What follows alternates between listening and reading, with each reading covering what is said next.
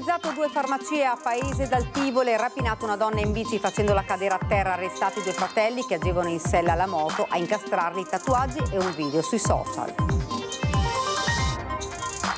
Orrore a Gemona del Friuli, il 35enne Alessandro Venier ucciso e fatto a pezzi dalla madre e dalla convivente dell'uomo, i resti della vittima nascosti in un bidone in garage coperti di calce. 44enne barbiere di Spresiano, arrestato dai carabinieri, arrotondava le entrate spacciando droga nel suo negozio, sequestrati oltre 2 kg di hashish.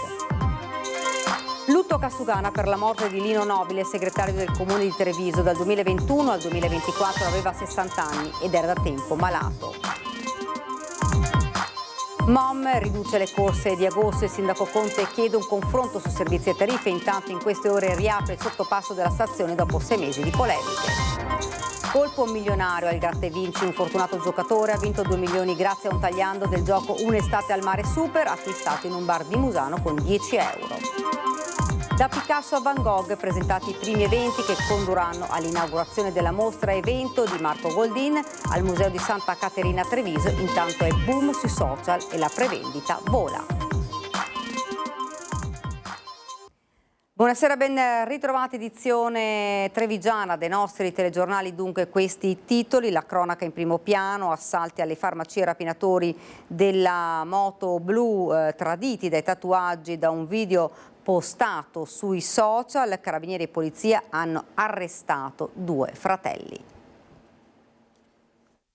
Ho pensato, se non trovano abbastanza soldi che gli soddisfano, non so, spero che non mi sparino, ecco, tutto qua. La prima volta che mi succede, non mi è mai successo, quindi sono un po' scioccato, ecco, perché è una cosa che uno non si aspetta che possa accadere, purtroppo è successa anche a me. Con queste parole il farmacista di Paese Marco Silvestri raccontava ai nostri microfoni la paura dopo la rapina messa a segno lo scorso 19 giugno dalla banda della moto blu. Nemmeno 2 mesi i rapinatori sono finiti in manette. Si tratta dei fratelli Massimiliano e Luigi Garbin di 33 e 29 anni, entrambi già noti alle forze dell'ordine per numerosi precedenti di polizia, anche specifici. A tradirli i tatuaggi che avevano sul corpo e un video postato sui social da uno dei fratelli che alludeva esplicitamente alla propria responsabilità nelle rapine, coinvolgendo anche l'altro. Nelle scorse ore il blitz portato a termine congiuntamente dai carabinieri di Castelfranco e Montebelluna e dalla squadra mobile di Treviso. Secondo quanto ricostruito dagli inquirenti, i 2 fratelli sono i responsabili degli assalti commessi in pochi giorni nelle farmacie di Paese e in una di Altivole. Non solo, anche una rapina in strada ai danni di una donna in bicicletta. È stata un'indagine lunga e complessa che è partito appunto dalle 2 rapine che sono state fatte nei mesi scorsi, in particolare nel mese di giugno, e che ci ha consentito, attraverso l'acquisizione di tutta una serie di dati informativi che provenivano essenzialmente dai sistemi di videosorveglianza, quindi dai targa system e da anche alcune testimonianze raccolte sul posto, di concentrarci su questi 2 soggetti. Agivano con il volto coperto da caschi integrali e abbigliamento neutro, agendo con freddezza e determinazione. Particolarmente cruenta una delle 2 rapine in farmacia, quella di Altivole, nella quale i 2 hanno usato un coltello per costringere la titolare e una dipendente a consegnare il denaro. Per quanto riguarda invece la rapina in strada, avvenuta lo scorso 11 giugno, i 2 malviventi a bordo della moto di grossa cilindrata hanno colpito volontariamente una donna alla caviglia per farla cadere e strapparle la borsa contenente denaro contante e carte di pagamento, successivamente utilizzate per effettuare acquisti e prelievi. Fondamentali sono risultati anche riscontri derivanti dalle perquisizioni personali e domiciliari che hanno permesso di rinvenire denaro contante di dubbia provenienza, attrezzi da scasso compatibili con quelli utilizzati nei furti, scarpe e indumenti identici a quelli indossati durante le rapine. Non solo. Nell'occasione in cui sono stati fermati dopo la rapina nella farmacia Postioma, sono stati trovati in possesso di un sacchetto nel quale appunto c'era impresso il logo della farmacia e che conteneva alcune somme di denaro. I 2 sono stati tradotti in carcere. Le indagini ora per accertare se i 2 fratelli siano responsabili di altri colpi. Caffè, conserve, dolciumi sono solo alcune delle numerose confezioni di generi alimentari che i carabinieri del nucleo radiomobile della compagnia di Treviso hanno recuperato ieri sera a bordo di un SUV. I 2 uomini a bordo, un 48enne e un 52enne, entrambi di origine georgiana e già noti alle forze dell'ordine, non hanno saputo giustificare ai militari la provenienza della merce. Le successive indagini hanno permesso di accertare che gli alimenti erano stati rubati dal supermercato Lidl di Strada delle Corti, nascosti in zaini e borse schermati per eludere i dispositivi antitaccheggio al momento del passaggio alle casse.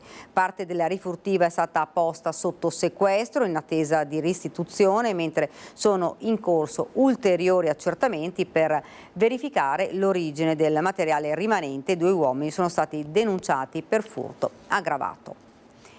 Ed ora andiamo a Gemona del Friuli, omicidio shock, un uomo trovato e fatto a pezzi in un bidone nascosto in un garage. È stato fatto a pezzi, ricoperto di calceviva e nascosto in un bidone. Non è la scena di un film horror, ma la realtà sconvolgente di quanto accaduto a Gemona del Friuli, in provincia di Udine. Il corpo senza vita di Alessandro Venier, 35 anni, è stato trovato questa mattina all'interno di un garage in via dei Lotti, adiacente all'abitazione dove viveva. L'allarme è scattato intorno alle 10:30 e in pochi minuti sul posto sono arrivati i carabinieri, i vigili del fuoco, la scientifica, la polizia locale, un'ambulanza e l'automedica. Via dei Lotti è stata chiusa per ore mentre gli investigatori cominciavano a esaminare una scena del crimine tra le più agghiaccianti degli ultimi anni nella zona. Secondo una prima ricostruzione il cadavere era stato smembrato, chiuso in un bidone comparso di calceviva, un tentativo verosimilmente di accelerare la decomposizione e nascondere l'odore. All'interno dello stesso garage è stato ritrovato anche il cane di famiglia, un pastore maremmano, chiuso lì da almeno una settimana. Non si esclude che, rimasto intrappolato e senza cibo, possa aver cercato di nutrirsi con ciò che ha trovato. L'omicidio infatti potrebbe risalire ad almeno 7 giorni fa. Alessandro viveva con la madre, Lorena Venier, 61 anni, che dalle nostre immagini vediamo venire verso di noi, e con la compagna, una donna colombiana di circa 30 anni, madre del loro bambino di appena 6 mesi. Dalle prime informazioni le 2 donne avrebbero ammesso l'omicidio. Gli inquirenti ora stanno verificando effettivamente i racconti raccolti durante gli interrogatori. Si indaga infatti su un possibile contesto di tensioni familiari, un quadro complicato che gli inquirenti stanno cercando di ricostruire con attenzione. Secondo quanto emerso, la compagna inoltre era seguita dai servizi psichiatrici del CSM subito dopo il parto. Nel frattempo la bambina è stata affidata ai servizi sociali, che ora ne hanno preso in carico la tutela. Le indagini sono in pieno corso, si lavora per capire cosa sia accaduto davvero in quei giorni e cosa abbia portato a una morte così atroce. Intanto Gemona è sotto shock, la notizia si è diffusa rapidamente e l'intera comunità si interroga sconvolta davanti a un crimine maturato nel silenzio di una casa apparentemente normale. Non essendo coscritti non frequentavamo le stesse compagnie, insomma avevamo una certa distanza d'età e quindi era parecchio tempo che non lo vedevo. Sapevo che lavorasse all'estero, comunque si trasferisse all'estero spesso, era un bel po' che non lo vedevo. Si tratta di un dramma molto, molto grave e adesso insomma tutta la comunità si stringe attorno alla figlia perché è quella che ha bisogno di ricostruirsi una vita e una famiglia. La scientifica ha proseguito per ore le ricerche e l'analisi delle parti del corpo ritrovate, i vicini sconvolti. La morte di Alessandro Venier ha scosso profondamente un'intera comunità, non solo per l'omicidio in sé, ma per le modalità brutali con cui è stato messo in atto. Il corpo tagliato in più parti, poi disposto all'interno di un bidone, nascosto in garage e coperto con più strati di calceviva. I principali indagati sono la madre, Lorena Venier, 61 anni, infermiera all'ospedale di Gemona, e la compagna, una 30enne colombiana, madre della loro bambina di 6 mesi. Avrebbero subito ammesso l'omicidio e gli inquirenti stanno verificando i loro racconti. La scientifica ha operato per ora all'interno del garage, analizzando nel dettaglio i resti e ha esteso le ricerche anche nei terreni vicini all'abitazione e lungo il fiume Ledra. Secondo quanto trapelato, si stavano cercando infatti eventuali altri resti del corpo che potrebbero trovarsi nelle vicinanze. A supporto delle indagini è intervenuto anche il servizio veterinario. Il cane di famiglia, un pastore maremmano, rimasto chiuso per giorni all'interno del garage, è stato infatti recuperato ed affidato al servizio di trasporto animali per le cure necessarie. Le dinamiche del delitto restano ancora da chiarire. Non è ancora stato accertato in che modo Alessandro sia stato ucciso, né quando con precisione. Secondo una prima stima, però, la morte risalirebbe ad almeno una settimana fa. Le indagini proseguono serrate. In queste ore la madre e la compagna sono state sottoposte a nuovi interrogatori nel tentativo di chiarire cosa sia accaduto in quei giorni e cosa possa aver scatenato tanta violenza. Un omicidio che per la sua crudeltà ha lasciato il segno e che ha lasciato senza parole anche i vicini di casa, sgomenti di fronte a un orrore consumato nel silenzio proprio accanto a loro. Star male, no? Una cosa così, perché è giovane, no? E poi la bambina piccolina. Parlavo sempre, si fermava sempre, è venuto a fare anche le condoglianze per mio figlio che è morto 6 mesi fa. La madre di Alessandro sì, la moglie sì, la compagna di Alessandro non la conoscevo tanto perché si passava ogni tanto con la piccola lì. E Alessandro com'era? Era un po' vivace, sì. No, normale insomma, vivace molto. Dopo all'altra gente non so come si comportava, ad ogni modo con me non ha mai comportato male, no? Ed ora torniamo nel Trevigiano. Barbiere di Spresiano arrestato dai carabinieri, spacciava nel suo negozio. Barba, capelli e droga.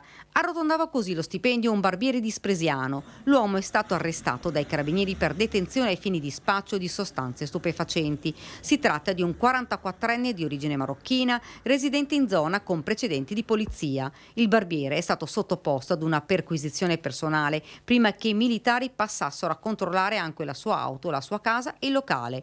L'operazione ha consentito ai carabinieri di sequestrare oltre 2 kg di hashish, un bilancino di precisione, vario materiale per il confezionamento e 5.145 euro in contanti ritenuti frutto dell'attività di spaccio tra Villorba, Treviso e Spresiano.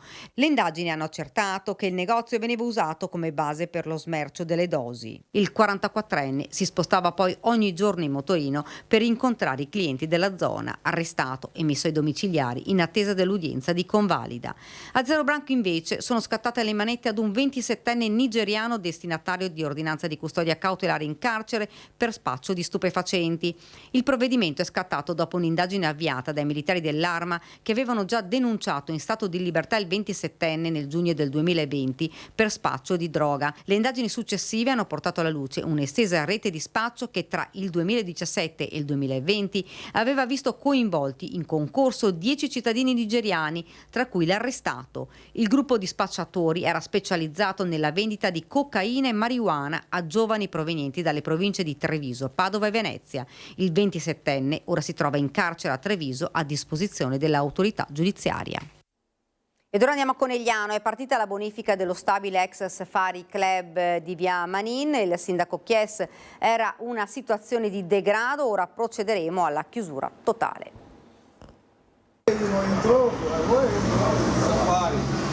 Carte, bottiglie, scarpe, immondizia, una situazione di degrado che ormai regnava da tempo. Non solo, ma in questo stabile ex Safari Club bivaccavano extracomunitari ed era diventata una base per lo spaccio. La settimana scorsa il sindaco Fabio Chiesa ha firmato l'ordinanza per murare l'edificio. Hanno sbaraccato, stanno sbaraccando ancora, stanno portando via le ultime cose perché procederemo nel fine settimana a chiudere definitivamente.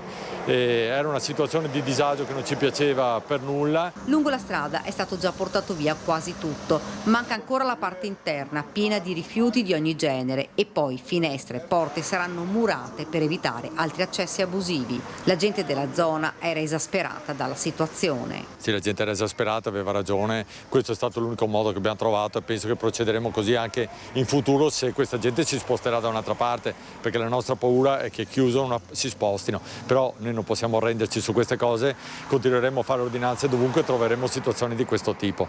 Una risposta forte dell'amministrazione comunale alle richieste dei cittadini e dei commercianti. Ora partirà la bonifica. Abbiamo detto alla proprietà di murare, di pulire tutto per condizioni igienico-sanitarie e insieme alla Savno porteremo via tutto quello che c'è qui e, ripeto, chiuderemo definitivamente la struttura.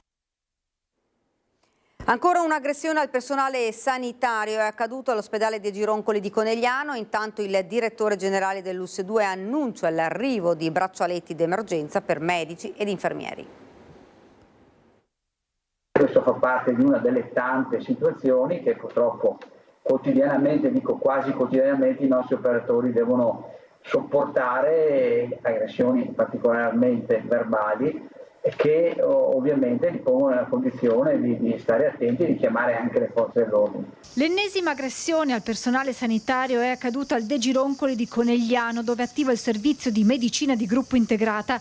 Un giovane con problemi di tossicodipendenza, ben noto in città, conosciuto dal SERD e dal Dipartimento di Salute Mentale, è entrato nel presidio ospedaliero chiedendo soldi e droga. Di fronte al rifiuto dei medici, l'uomo ha reagito minacciandoli e aggredendoli verbalmente. Rifiuta i servizi, rifiuta la possibilità di entrare in comunità, di essere preso in carico, e per cui ogni tanto va ai servizi, ma più che altro gira all'interno dell'area ospedaliera. Il personale sanitario a quel punto si è barricato all'interno dell'ospedale in attesa dell'arrivo della polizia. Purtroppo le dipendenze sono così, quando vanno in astinenza, vanno in escandescenza, dobbiamo fare in modo che i medici siano però più tutelati. Qui abbiamo vicino anche la stazione dei carabinieri, questa è una fortuna perché insomma si possono collegare velocemente, però parlerò anche con Benazzi, troveremo il modo per rendere più efficace questo servizio. E proprio il direttore generale dell'USL 2 annuncia, dopo che è stata scartata per ragioni di privacy la proposta di dotare medici e infermieri di bodycam, l'arrivo di braccialetti che serviranno al personale sanitario in caso di pericolo di allertare in tempo reale le forze dell'ordine o la vigilanza privata. Fa scattare un allarme alle forze dell'ordine, ma anche ai colleghi che magari sono in un altro ambulatorio, che possono arrivare a aiutare ovviamente la persona che è minacciata. Andremo a dotare prima di tutto i pronti soccorsi, il Dipartimento di Salute Mentale, e poi pian piano altre situazioni, il SERD, altre situazioni che possono essere considerate a rischio. I vigili del fuoco sono intervenuti nel pomeriggio in via Feltrina Treviso per l'incendio di un container all'interno di un'azienda destinato alla raccolta di rifiuti cartacei. I pompieri hanno provveduto ad estinguere l'incendio evitandone una sua propagazione alle auto parcheggiate vicino. Fortunatamente nessuno è rimasto ferito. E lutto a Treviso per la scomparsa di Lino Nobile, già segretario del comune di Treviso dal 2021 al 2024, aveva 60 anni ed era da tempo malato. Prima di arrivare a Casugana, Nobile aveva prestato servizio in numerosi comuni, tra cui Calalzo di Cadore, Teglio Veneto, Mansuè, Fontanelle, Porto Buffola, San Stino di Livenza, Annone Veneto e Caorle. Esperienze che lo avevano reso un tecnico molto conosciuto e stimato. Oggi è un giorno molto triste. Lino è stata una figura straordinaria, una colonna portante della macchina amministrativa del comune di Treviso, un professionista preparato, disponibile, sempre pronto a trovare soluzioni anche nelle situazioni più complesse. Purtroppo la scoperta di una malattia lo aveva costretto a lasciare l'incarico. Con lui abbiamo condiviso anni intensi di attività amministrativa, affrontando insieme sfide importanti e ottenendo risultati di grande valore per la nostra città. Queste le parole di cordoglio del sindaco Mario Conte. Riapre in queste ore il sottopasso della stazione di Treviso dopo quasi 6 mesi di chiusura. Resta però ancora una parte di area di cantiere. Ne ha parlato oggi il sindaco Conte, è intervenuto anche su altri temi come il taglio delle corse di agosto da parte di MOM. Riapre il sottopasso ferroviario perfettamente in linea con i tempi che avevamo dato. Mi dispiace per il consigliere Zabai che anticipatamente aveva mandato il comunicato stampa polemico, gli è andata male. Oggi ho fatto il sopralluogo, stanno completando la sistemazione dell'ascensore che è temporaneo, perché poi una volta completati tutti i lavori della stazione verrà completamente rifatto l'impianto, però quindi sarà accessibile a tutti, ai normodotati, alle persone con disabilità. È un sindaco a 360 gradi sui temi cittadini, quello che si offre a Casugana, dal sottopasso della stazione, che verrà comunque ulteriormente riordinato nei prossimi giorni, alle corse dei bus, fino ai taser in arrivo alla polizia e ai negozi da rivitalizzare. MOM ha annunciato la riduzione delle corse in agosto, ecco la risposta di Conte, che ne fa anche una questione culturale. Probabilmente qualcosa deve cambiare nel servizio, qualcosa deve cambiare anche nella mentalità dei nostri cittadini, però io voglio che ci siano mezzi pubblici adeguati, con corse adeguate a un prezzo accessibile. È ovvio che per far questo devo dialogare con la MOM, perché le esigenze di bilancio sono evidenti per tutti e quindi non chiedo cose infattibili, però insieme dobbiamo porci degli obiettivi da raggiungere nel medio-breve termine. In arrivo anche i taser alla polizia, voluti e proposti dal gruppo di Fratelli d'Italia per la sicurezza di cittadini ma anche degli agenti. Comincerà con la formazione e con l'acquisto di 2 taser, la sperimentazione dura 6 mesi, dopodiché una volta terminato questo periodo potremo a tutti gli effetti dotare la nostra polizia locale di questo ulteriore strumento di protezione degli agenti. Infine è in arrivo un'ordinanza illuminazione vetrine per restituire ordine, decoro e riavvio commerciale della città. Da una parte chiediamo decoro, quindi pulizia della vetrina e illuminazione perché non ci siano coni d'ombra nella nostra città e luoghi di degrado, dall'altra anche vogliamo accompagnare i proprietari degli immobili in un percorso di rilancio dei propri spazi commerciali attraverso progetti che li spingono verso i temporary shop piuttosto che l'esposizione temporanea di eventi culturali. Da Picasso a Van Gogh, presentati i primi eventi che condurranno all'inaugurazione della mostra evento di Marco Goldin al Museo di Santa Caterina. Intanto è boom sui social e la prevendita vola. Noi abbiamo finora prevenduto oltre 12.000 biglietti, che è un dato francamente sbalorditivo dati i tempi, quindi c'è tanta voglia di tornare a Treviso per vedere una mostra importante, lo percepiamo. Se posso fare una previsione, io credo che apriremo serenamente con almeno 30-35.000 biglietti prevenduti, che sarebbe una cosa veramente clamorosa per questi tempi. Il ritorno del figlio al prodigo Marco Goldin alla curatela di una grande mostra a Treviso sta già macinando numeri, elogi e grande attesa. C'è voglia di cultura, di tornare in città, ma anche di poesia e tecnologia, come ha detto il curatore, che è sbarcato sui social con pillole e racconti d'arte anche su quello più giovane, ovvero TikTok, che Goldin aveva sempre ritenuto un luogo non adatto ai suoi temi. Invece questi primi 60 secondi su un campo di grano di Van Gogh su TikTok hanno fatto oltre 360.000 visualizzazioni, non gente che si è staccata dopo 2 secondi, e quindi insomma è una cosa bella. La mostra da Picasso a Van Gogh sarà inaugurata sabato 15 novembre al Museo di Santa Caterina a Treviso e ha messo in cantiere, oltre a tanta campagna online, anche eventi in presenza. Si parte mercoledì 6 agosto a Cortina d'Ampezzo nell'ambito del festival Una montagna di libri, con una lezione incontro dall'astrazione all'impressionismo. Giovedì 18 settembre al Teatro del Monaco di Treviso lo spettacolo, promosso da Centro Marca Banca, vedrà in scena Goldin accompagnato al pianoforte da Remo Ansovino per una narrazione poetica. Poesia e tecnologia credo che sia un binomio assolutamente, ma anche fondamentale per il mondo in cui viviamo, quindi riuscire a coniugare dentro proprio una sigla poetica le parole, le immagini, la musica, coniugare tutto questo con un linguaggio contemporaneo. Intanto la mostra potrebbe avere un prequel, dato che le opere arriveranno con un mese di anticipo dalla Nuova Zelanda. Si sta già pensando quindi ad eventi collaterali connessi almeno 2 settimane prima dell'inaugurazione ufficiale. Grandi complimenti stanno già arrivando dal Toledo Museum, che presta i quadri. Il catalogo, di ben 300 pagine, presenta anche un saggio scritto dallo stesso curatore e sarà un vero e proprio libro da collezione. Sì, il museo americano ha apprezzato molto lo sforzo, non immaginava assolutamente che avremmo prodotto un catalogo simile. Pronto anche il merchandising, dalle shoppers di Van Gogh all'ombrello di Monet, al prosecco delle colline. Treviso attende che il suo Golden Boy le faccia rivivere i grandi fasti. Ed ora ci fermiamo per qualche istante di pubblicità.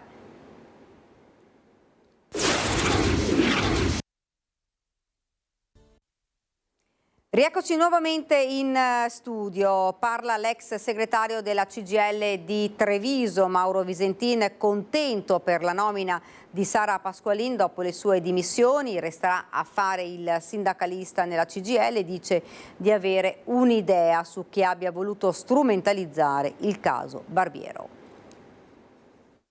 La CGIL precedente e quella attuale è quella che ha portato la Camera del Lavoro a essere la prima Camera del Lavoro del Veneto per iscritti, per risultati economici, per contrattazione, punto di riferimento anche per altre realtà fuori dal Veneto come organizzazione e come contrattazione, per cui noi pensiamo che questa continuità vada valorizzata. Non ha dubbi l'ex segretario della CGIL trevigiana Mauro Visentin nel rispondere alle critiche che sono arrivate dopo la nomina di Sara Pasqualin, accuse della fronda coneglianese che si basavano, a loro dire, sulla troppa continuità con la precedente CGIL e quindi senza una vera svolta dopo il caso del doppio stipendio di Paolino Barbiero che ha portato alle dimissioni di Visentin, dimissioni sulle quali oggi vuole tornare l'ex segretario. Quando la questione è uscita dai muri della Camera del Lavoro, ovviamente per essere strumentalizzata io ho preferito e preferisco affrontarla da iscritto e non da segretario della Camera del Lavoro. E Visentin confessa anche di avere qualche idea su chi abbia voluto diffondere ad arte le informazioni tramite lettere anonime. Idee ne abbiamo molte ovviamente e ci sarà il momento anche per commentare, per dire le cose come sono andate. Ora ovviamente siccome ho fatto ricorso ritenendo di avere qualche ragione da poter spiegare, alla fine di tutta la partita saremo nelle condizioni di dire anche la nostra opinione. Ora però il presente è tutto per Sara Pasqualin e il suo nuovo ruolo. È una nomina di una compagna brava che ha una storia in Camera del Lavoro, che ha fatto molte esperienze, che ha gestito assieme al sottoscritto l'organizzazione per diverso tempo, per cui una nomina che appunto ci soddisfa molto. Mauro Visentin resta nella CGIL, con che ruolo a questo punto? Da sindacalista non servono né camicie né giacche né medaglie per fare il sindacalista, basta aver voglia di farlo. Siamo alla politica. Ripensare e aggiornare il progetto del sistema ferroviario metropolitano regionale sarà uno dei punti centrali del nostro programma. Il candidato presidente del Veneto per il centro-sinistra Giovanni Manildo rilancia l'idea della metropolitana di superficie in Veneto, perché un Veneto moderno, spiega, che vuole essere competitivo e sostenibile non può fare a meno di una rete di trasporti pubblici integrata, capillare e pensata per tenere insieme territori e persone. Una mobilità pubblica efficiente e diffusa, conclude, permetterebbe una distribuzione più equilibrata dei flussi turistici, alleggerendo la pressione su Venezia e Verona e valorizzando l'intero territorio regionale, dai borghi alle città d'arte meno conosciute. Regionali e centrodestra in attesa del tavolo nazionale, sempre più vicina all'ipotesi di un candidato leghista per Palazzo Balbi, ma Fratelli d'Italia non molla e il coordinatore veneto Luca De Carlo torna a parlare di numeri nel giorno in cui taglia il traguardo dei 2000 giorni alla guida del partito in Veneto. Abbiamo quadruplicato gli iscritti e oggi siamo anche nei comuni capoluogo di questa regione, nei consigli comunali, il partito di maggioranza, il partito più importante, sinonimo di una crescita grande, di una classe dirigente che è maturata. Insomma, una classe dirigente che merita di guidare il Veneto, sembra quasi voler dire il coordinatore regionale di Fratelli d'Italia, Luca De Carlo, nei giorni in cui il rebus centrodestra per Palazzo Balbi vive i suoi momenti cruciali. Un tira e molla che però sembrerebbe riportare l'ago della bilancia verso un candidato governatore leghista, vede la voce Alberto Stefani, anche se non sono in pochi nel carroccio a ipotizzare un possibile exploit di Massimo Bitonci. Da par suo De Carlo, che nella rosa ristretta dei nomi sul versante Fratelli d'Italia resta convinto che la forza dei meloniani in Veneto sia preponderante e lo conferma nel giorno in cui taglia un traguardo importante come leader regionale del partito. La nomina era arrivata il 7 febbraio 2020. Sono passati esattamente 2000 giorni. 2000 giorni nei quali siamo cresciuti come partito. Siamo passati dal 6,76% delle europee del 2019 al 9,55% delle regionali 2020, al 32,6% delle politiche 2022, per poi finire al 37,6% delle ultime europee. Snocciolo i dati come a confermare il Veneto tocca a noi. Crescita, dice De Carlo, merito di Giorgia Meloni, definita la più veneta dei premier per il suo senso pratico, ma anche del partito in tutte le sue componenti, dai semplici militanti agli amministratori. In attesa di Roma, lo sguardo a Palazzo Balbi resta insomma ben fissato. Sappiamo che saremo in grado di affrontare tutte le sfide con una grande consapevolezza e che soprattutto con la grande voglia di dimostrare che i nostri valori sono valori che i veneti apprezzeranno.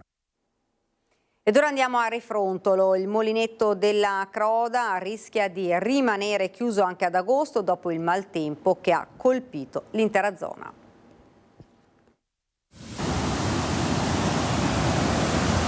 Mi viene difficile dire che per agosto sarà pronto il molinetto, perché ripeto, anche i materiali da porre in opera sono da trovare, da recuperare sul mercato, e quindi va da sé insomma, che i tempi saranno un po' più lunghi. Dopo la recente ondata di maltempo che ha colpito il territorio, il molinetto della Croda a Refrontolo rischia di restare chiuso anche nel mese di agosto. 11 anni fa, nello stesso periodo, il sito fu colpito da un evento simile, ma con esiti ben più drammatici. 4 persone persero la vita in una tragedia che ha lasciato un segno indelebile nella comunità.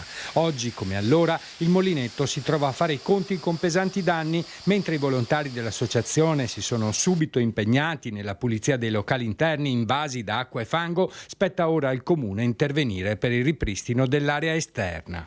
Lavori da fare adesso, da subito, naturalmente avendo trovato le ditte che potranno dare la loro disponibilità. Da subito la rimozione della ghiaia che ha dei sassi che ha portato nel cortile, la rimozione degli stessi dal laghetto, perché si è formato un isolotto in centro, quindi va rimosso tutto quel materiale, va ripristinate le staccionate di protezione per proteggere dalla caduta nel fiume, va rimessa a posto la passerella che c'è a monte del mulinetto della Croda, che è stata divelta la protezione. Vanno ripristinati poi gli impianti elettrici, gli impianti di controllo e i sistemi di avviso in caso di maltempo, quelli che poi sono entrati in funzione proprio quel giorno. I lavori, ha precisato Canal, dureranno almeno un paio di settimane. Quanto verrà a costare riparare? Allora, io una stima precisa ancora non ce l'ho, stiamo facendo una ricognizione. La stima che abbiamo fatto ad oggi si aggira dai 200 ai 250 mila euro. È un peccato che questo sito non possa essere visitato proprio in questo periodo, che è un periodo di maggiore afflusso. Avevamo programmato anche degli eventi per agosto che sono già stati annullati, a dire la verità. Peccato, noi faremo il possibile comunque per darlo alla normalità quanto prima. Colpo milionario al Gratta e Vinci in provincia di Treviso. Un fortunato giocatore ha vinto 2 milioni di euro grazie a un tagliando del gioco Un'estate al mare super acquistato al bar Gas & Co di via Antonio Canove a Musano di Trevignano. Il tagliando del costo di 10 euro fa parte della nuova serie della famiglia Un'estate al mare ed è riuscito a centrare il premio massimo previsto dal biglietto, cambiando per sempre la vita del vincitore. Al lavoro i volontari dell'associazione Veneti Schiacciati dalla crisi per il ricco raccolto di frutta e verdura da donare a chi è in difficoltà.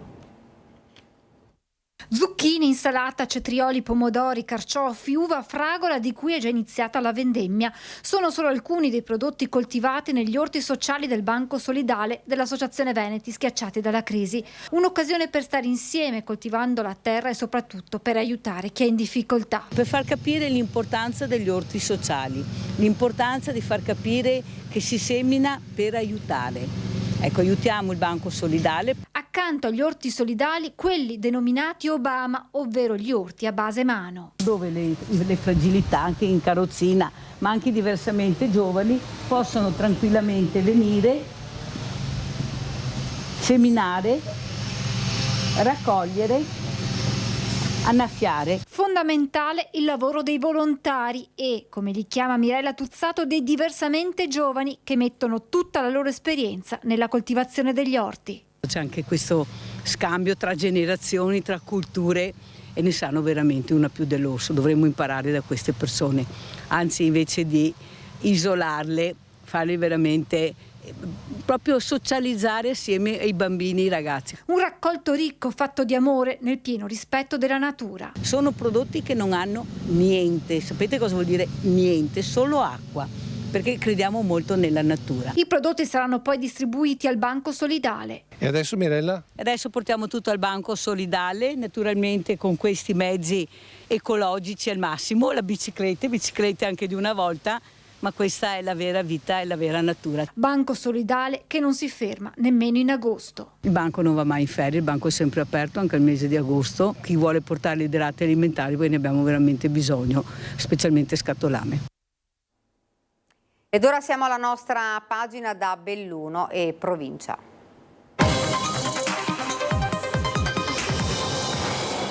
In primo piano la cronaca, dopo il recupero di 2 ragazzi belgi lo scorso 19 luglio e la segnalazione di ulteriori passaggi successivi di persone, oggi un altro escursionista si è trovato bloccato sul sentiero 242 della Ferrata Berti, nel punto in cui la frana del Marcora continua a scaricare materiale, benché infatti sia stata chiusa anche con un'ordinanza del sindaco di San Vito di Cadore in entrambi i punti di accesso da Cortina e San Vito, e sebbene siano stati posizionati cartelli di avviso, continua il passaggio sull'itinerario attrezzato. Protagonista oggi un escursionista inglese di 60 anni che si trovava proprio al centro della frana a 2400 metri di altitudine. L'uomo è stato recuperato alle 17:30 con il verricello, trasportato al campo base e affidato ai soccorritori.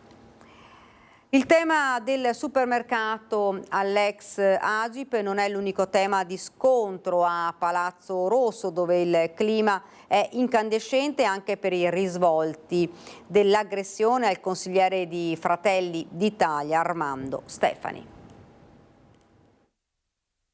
Io ho 70 anni, non mi sarei mai aspettato una roba del genere, anche perché avevo le mani in tasca, cioè chi è che va a pensare una roba così? Parla con discrezione, con il rispetto dovuto alle indagini tuttora in corso Armando Stefani, ma i ricordi del giorno dell'aggressione, per ora ancora giuridicamente presunta nell'ufficio dell'assessore al turismo Paolo Luciani, sono stati messi in fila di nuovo agli inquirenti che stanno accertando i fatti. Aggressione, percosse e tentato omicidio, quest'ultimo stralciato dalla pubblica accusa, i reati di cui è chiamato a rispondere Massimo Della Vecchia, militante del medesimo partito di Stefani, Fratelli d'Italia, quel giorno presente nell'ufficio di Luciani nel ruolo di presidente dell'associazione Pensiero e Azione. Io pensavo che ero finito, io non respiravo mica. Perché quella volta lei non è andato direttamente al pronto soccorso? Bella domanda, da 1000 punti. Perché sono stato un po'... Io ho una figlia che è avvocato e l'ho chiamata subito.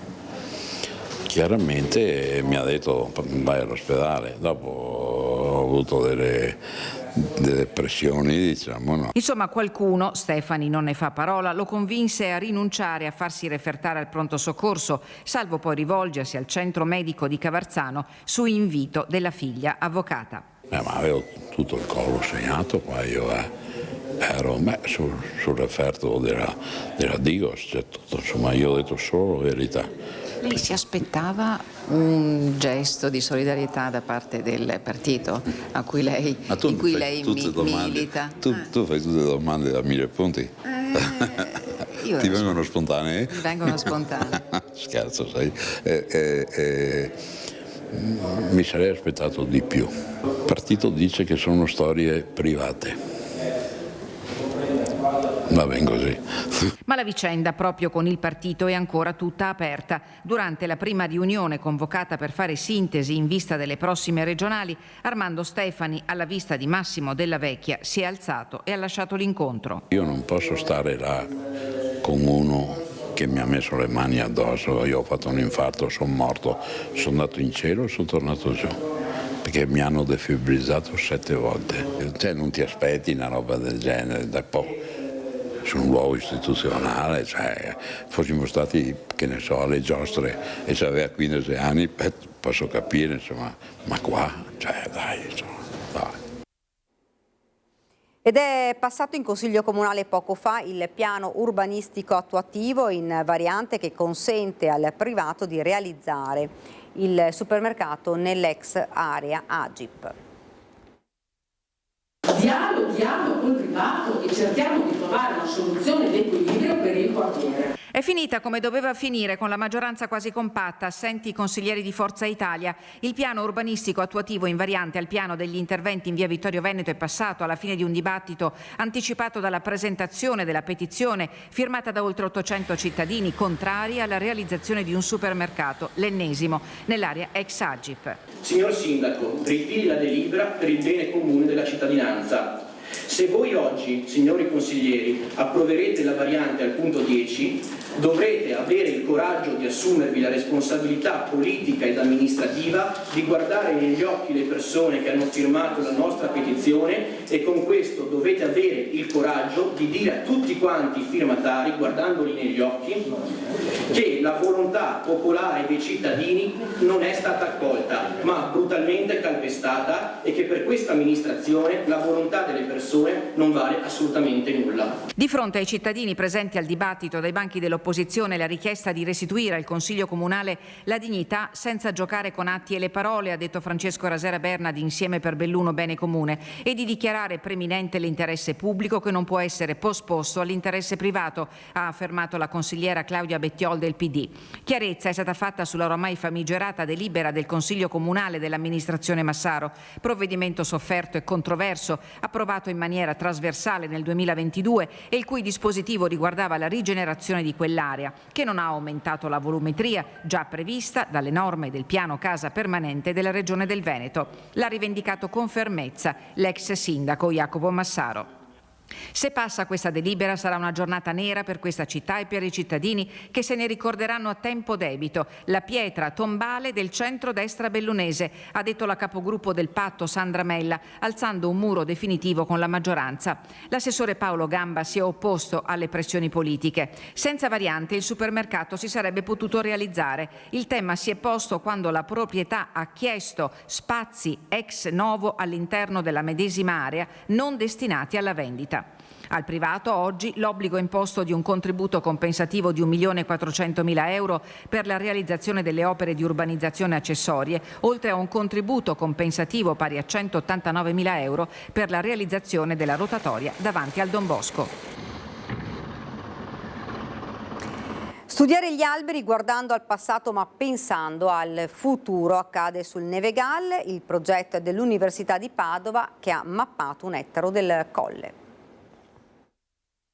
Comune di Belluno, Università di Padova e Nevegal, insieme in un progetto che vedrà un ettaro di bosco con le sue circa 300 piante costantemente monitorato per almeno 5 anni per capire come la natura reagisce a disastri naturali come vaia e malattie come il bostrico. Siamo qui sul Nevegal per sviluppare un progetto di ricerca finanziato con fondi europei, un progetto Interreg Spazio Alpino, che si chiama Mosaic, in quale 12 partner di tutta Europa, anzi degli paesi che comprendono lo spazio alpino, sono coinvolti per cercare di studiare le dinamiche dei popolamenti forestali che sono stati interessati da dei disturbi, quindi eventi estremi. E siamo sul Nevegal perché, come sapete, nel 2018 l'area è stata pesantemente colpita dalla tempesta Vaia e susseguentemente anche dagli attacchi di bostrico. Questo diventerà un laboratorio a cielo aperto, quindi tanti studenti universitari frequenteranno la zona del Nevegal e addirittura, adesso non so dirvi il tempo preciso, arriveranno appunto, siccome questo è un progetto che riguarda tutte le montagne alpine,